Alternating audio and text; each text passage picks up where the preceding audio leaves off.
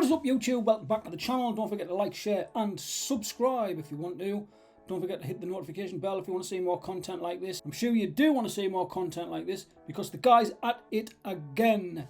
Mr. Fraser is back in the headlines with an article from Giant Freaking Robot. I hope it's freaking correct because it says exclusive Brendan Fraser cast in Jumanji sequel. Yes, folks, you heard it right here. And his role has been revealed. We've learned Brendan Fraser has been added to the cast of the upcoming Jumanji 4 as Spencer Gilpin's father.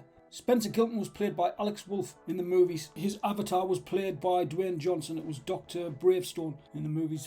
Fresh off his Oscar win from The Whale, the former star of the Mummy franchise doesn't seem to have any plans to slow down. Our proven sources tell us that Brendan Fraser has been cast in the upcoming Jumanji 4. They say Fraser will play Mr. Gilpin, father to Spencer Gilpin, the young college student played by Alex Wolff in the last two films. The news comes shortly after Kevin Hart confirms he and Johnson have been discussing the future of Jumanji 4. Now, yes please, Jumanji 4.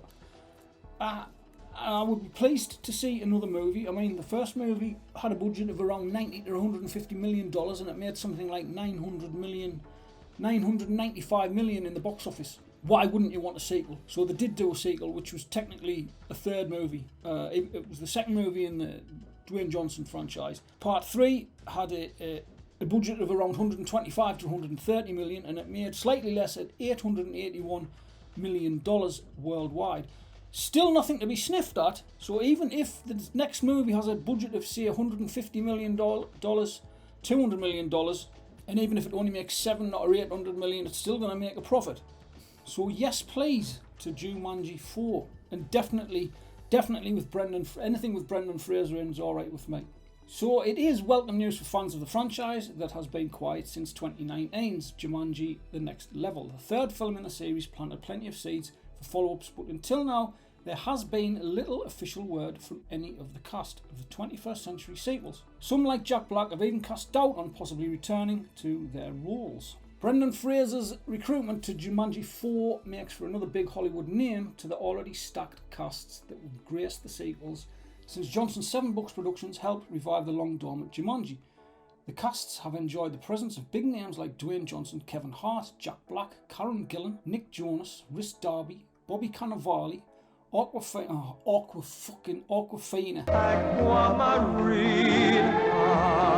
Oh, you're not funny. No, God! Danny Glover and his horrible false teeth that don't fit him because ever since he made the movie Shooter, his shark sight laugh. The same to the idea, son. Danny DeVito and Colin Hanks.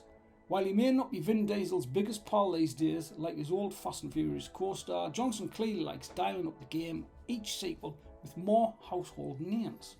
But what I will say, Dwayne, is don't get bogged down in just stacking your movies up with famous names, because it gets to the point where it just gets saturated and it becomes, look how many people we've got in the movie, over look how fabulous the story is, look how exciting the story is, look how good the story is.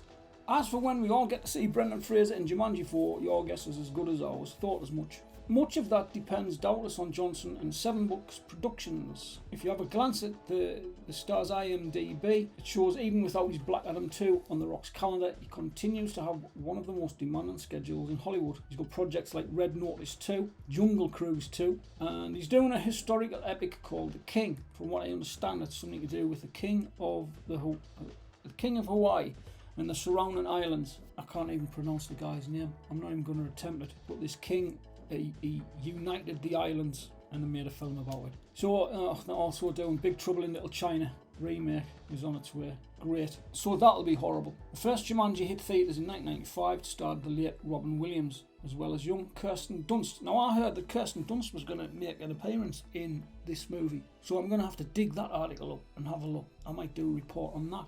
But apparently she's coming back for the 4th installment. The original film featured a board game that came to life, and 7 Books Productions resuscitated the story and turned the board game into a video game. In 2017's Jumanji Welcome to the Jungle, 4 teenagers are pulled into the titular video game and their avatars are played by the more adult Johnson, Gillan, Black and Hart.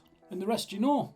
Considering his recent Oscar win and his well-documented comeback, it's a sure bet that Brendan Fraser's casting of Jumanji 4 is just one of many high-profile roles that the Airhead star. Why did you say that? Why did you say the Airhead star? It's one of his least known movies that he's ever made. He's the fucking Mummy. He's Rick O'Connell. O'Connell! Why can't you say star of the Mummy? That just baffles me. Sorry. Anyways, he'll appear in Martin Scorsese's crime drama Killers of the Flower Moon in May. I'm sure that's got De Niro in, and it's got Leo DiCaprio in it as well, and it sounds well good. It's coming to Apple TV, so I'm looking forward to that as well. The movie doesn't have a firm release date yet, talking about Jumanji, but he'll also star alongside Josh Brolin and Peter Dinklage in the comedy Brothers. Sounds like an absolute hoot. Let me know what you think. What do you think of Brendan Fraser making a comeback? I'm all for it. I think he's an absolute rock star. Let me know what you think in the comments down below, and I'll see you in the next video. Bye bye now.